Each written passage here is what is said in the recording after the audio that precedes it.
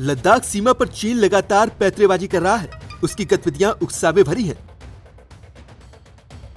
वो लगातार तनावों को पैदा करने की कोशिशों में जुटा हुआ है।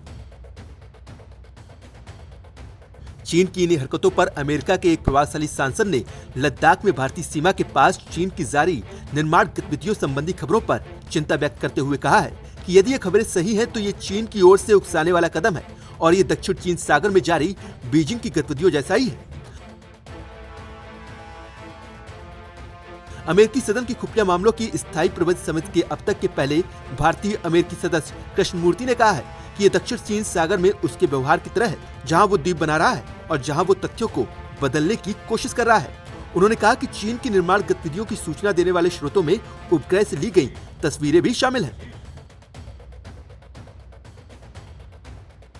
डेमोक्रेटिक पार्टी के सांसद राजा कृष्णमूर्ति ने कहा है कि अमेरिका भारत के साथ खड़ा है। उन्होंने कहा कि मुझे ये कहना होगा कि अमेरिकी संसद और ट्रंप प्रशासन एवं आगामी बाइडेन प्रशासन हिंद प्रशांत क्षेत्र में हमारे भारतीय साझेदारों के साथ खड़े हैं।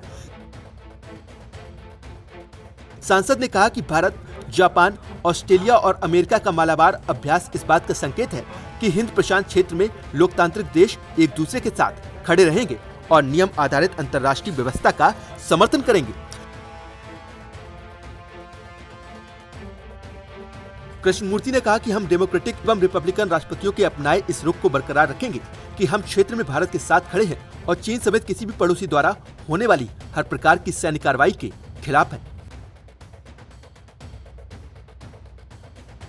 गौरतलब है कि पूर्वी लद्दाख में वास्तविक नियंत्रण रेखा के पास भारत और चीन के बीच मई से सैन्य गतिरोध की स्थिति बनी हुई है। दोनों देशों की सेनाओं ने LAC के पास बड़ी संख्या में सैन्य बलों को तैनात किया है।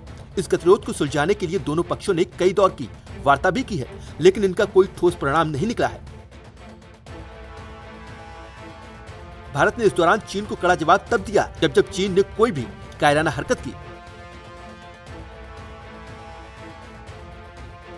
सीमा पर इस समय दोनों देशों की तरफ से लगभग 50,000 से भी ज्यादा सैनिक तैनात हैं। भारत ने भी अपनी तैयारियां पूरी कर ली हैं ताकि जरूरत पड़ने पर वो चीन की किसी भी हरकत का कड़ा जवाब दे सके। ब्यूरो रिपोर्ट, भारत तक।